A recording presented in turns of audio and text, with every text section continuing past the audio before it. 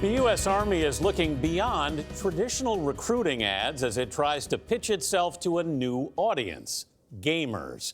Nearly 75% of men under 30 and about half of young women say they play video games. The audience for competitive gaming, also known as esports, is expected to rival the NFL by 2022, with as many as 300 million people.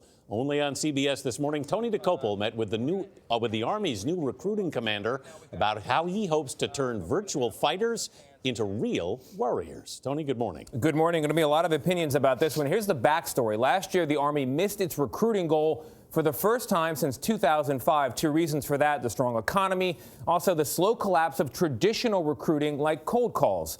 So now Uncle Sam has a new strategy, going not just online, but into video games. Oh, thank you. I'm Snake from Metal Gear Solid. At this sold-out gaming convention in San Antonio, people dressed up like their favorite characters, including more than a few make-believe soldiers.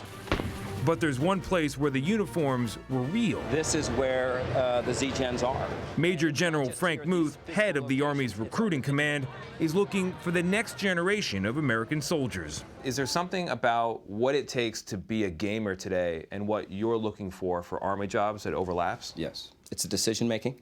It's the ability to take in a lot of information quickly and to be able to make a decision. It's about teamwork. To help the mission, the Army is putting together the first all-Army esports team. More than 7,000 active duty soldiers are now competing for just 30 full-time positions, playing games like Call of Duty, Fortnite, and League of Legends. That was 7 rounds in a row for the defense. And hoping to compete in esports tournaments across the country. Last year, when we didn't make mission, we went down to the recruiters and say, okay, what can we do different? And they said, sir, first, we've got to get off the phones. Nobody picks it up anymore. That's what got Major General Muth thinking, game on. You know, the guys talk all the time while they're playing the games. So it's like an old-fashioned television ad, except it's tucked right into the natural flow of the gaming environment. Yes. This is the kind of setup that you would imagine being able to begin a recruiting conversation. Yeah. Sergeant First Class Chris Jones is leading the new esports recruiting effort.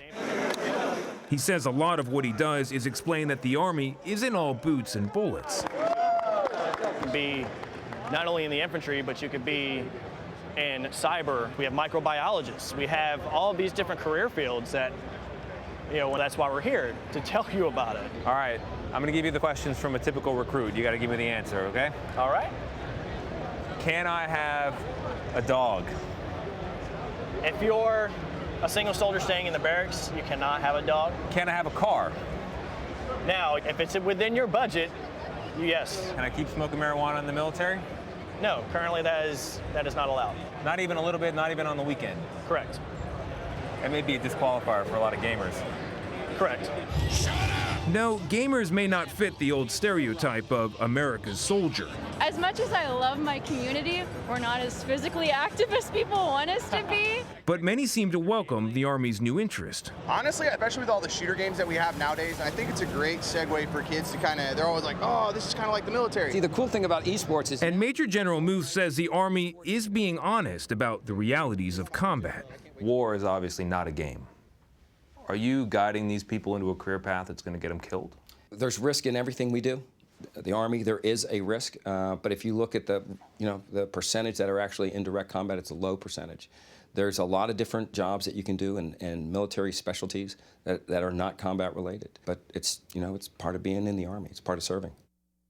The Army says the esports team should be ready to compete by the summer, and the other branches are also getting into gaming. The Air Force has sponsored tournaments, and the Navy is engaging recruits with a new traveling simulator. I think a lot of opinions on this one. I'm not sure where I come down. I want to hear what you guys think. You said there's some jobs there in the like Army. Well, that's what they full-time do. jobs. Like that guy who just was sitting there in his Army uniform. Yes, they look very happy. But here's the thing, it's controversial in some communities for recruiters to go into high schools. Yes. Recruiters going into bedrooms potentially through the headsets. Yeah, and They're keeping up with the times. I mean, that's a way to get to them, that's for sure. Very true, very true. I found your questions about marijuana very interesting, Tony. I was wondering, were you asking for a friend? There's an overlap in the gaming world. Thank you, Tony. I had